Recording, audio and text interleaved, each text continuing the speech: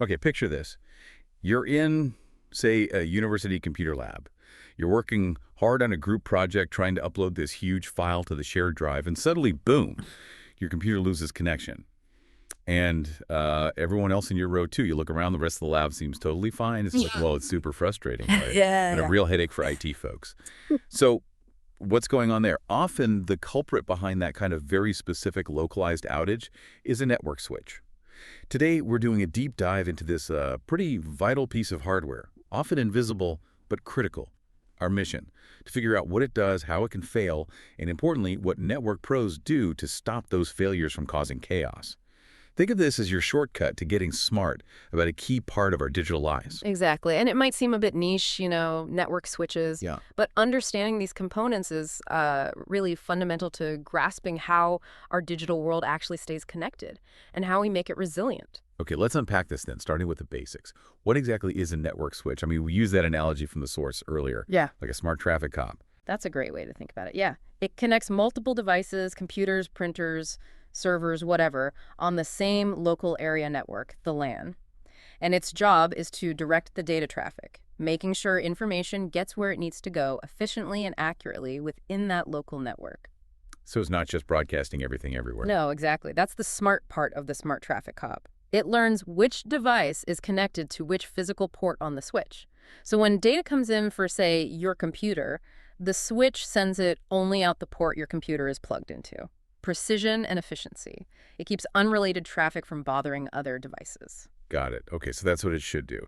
But here's where it gets really interesting, right? What happens when that crucial device messes up? Right. When a switch fails, well, the consequences are pretty immediate for everything connected to it, all those devices. They effectively lose their connection to the rest of the network. They can't send or receive data through that switch anymore. Total communication breakdown for that segment. Pretty much. And the ways it can fail are actually quite varied, which makes troubleshooting, let's say, interesting. Okay, like what kinds of failures are we talking about? Well, the most obvious is probably power loss. The switch just shuts down completely. No lights, no connection, nothing. Pretty straightforward to diagnose, usually. Right. Check the plug first. Always. Then you have hardware malfunctions. This is trickier. Maybe specific ports stop working, or they start acting erratically, dropping packets. Or an internal component fails. Okay. You can also have a software crash. The switch's operating system might get corrupted, causing it to reboot over and over, or maybe it just freezes up completely. Like a computer crashing. Essentially, yes. Yeah. And sometimes it's just a port failure. A single port goes bad, maybe physically damaged, maybe a configuration issue, maybe auto-negotiation fails. So just one or two devices connected to that specific port lose connection. More localized then. Exactly. And then there's the really disruptive one, a loop or overload.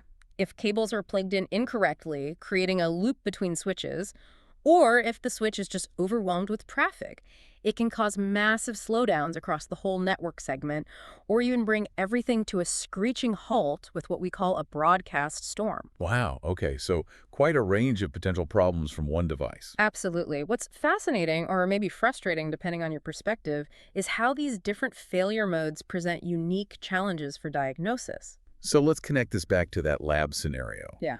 How would you know, practically speaking, that the switch is the problem? What are the telltale signs you'd look for in the ground? Well, the key is usually localization. You'd notice that only a specific group of computers, maybe in one row or one area, can't get to the internet, or they can't access shared files or printers. Right? Not the whole network is down. Precisely. You'd also look at the switch itself. Are the LED lights all off? That points strong to power loss. Or are some lights flashing erratically, or maybe staying amber instead of green? That often indicates a port issue or a system fault. Okay.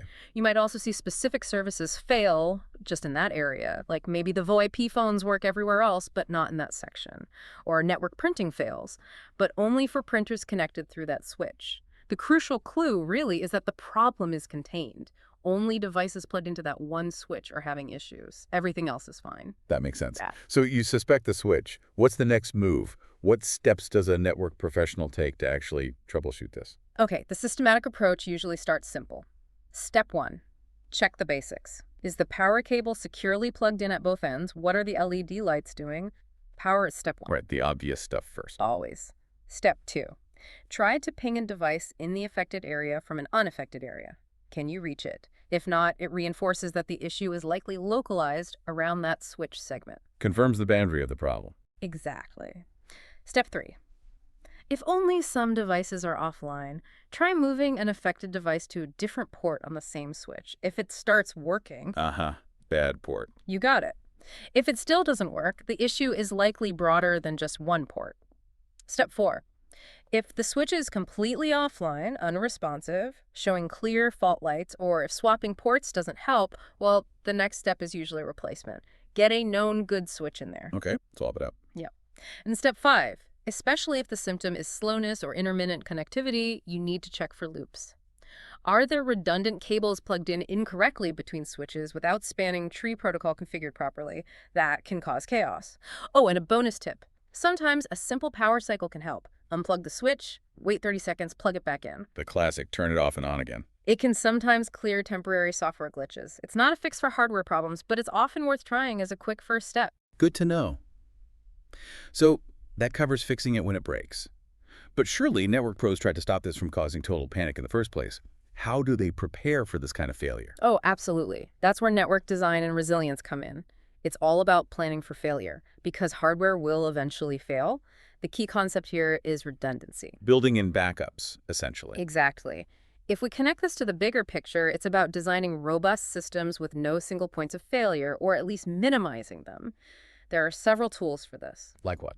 Well, one fundamental tool is the Spanning Tree Protocol, or STP, and its faster versions like RSTP. Its main job is to prevent those deadly network loops we mentioned, but it also provides redundancy. If you have multiple paths between switches, STP blocks one to prevent a loop, but if the active path fails, STP can automatically unblock the backup path and reroute traffic. Clever, so it finds another way. Finds another way, automatically. Then you have stacked switches. This is where you physically connect multiple switches together, usually with special cables, and configure them to act as one single large logical switch. They share one brain, essentially. If one physical switch unit in the stack dies, The rest just keep going. seamlessly, the logical switch stays up. It's very effective. We also use multiple uplinks. Critical servers or other important switches might be connected to two different switches using techniques like link aggregation. If one switch or one link fails, the connection remains active through the other path. So, multiple connections. Right. And finally, you absolutely need monitoring tools. These aren't really redundancy mechanisms themselves, but they're crucial for awareness. These systems constantly pull network devices, check their health, look at traffic levels, log errors. They can often detect a switch starting to misbehave before it fails completely. And they alert administrators immediately when something does go wrong, allowing for a much faster response. So bringing it back to that classroom scenario, the one during state testing. Yeah, imagine the panic if that switch failed with no plan B. Right. But if the IT team planned ahead, Then it's much less dramatic. Maybe they have stacked switches in the network closet, so if one unit fails, the others take over instantly. No one notices.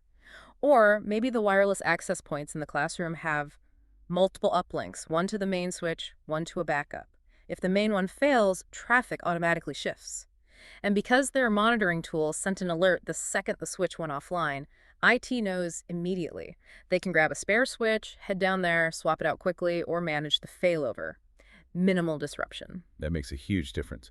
Okay, so let's try to wrap this up. Key takeaways seem to be, when a switch fails, devices connected to it lose their network link. Simple as that. Yep, localized outage. Signs can be obvious, like no lights, or more subtle, like just one area losing connectivity. Look for the localization. And crucially, the impact can be massively reduced or even prevented by smart network design using redundancy, things like standing tree, stack switches, multiple uplinks, and really good monitoring. Absolutely. Prevention and rapid detection are key.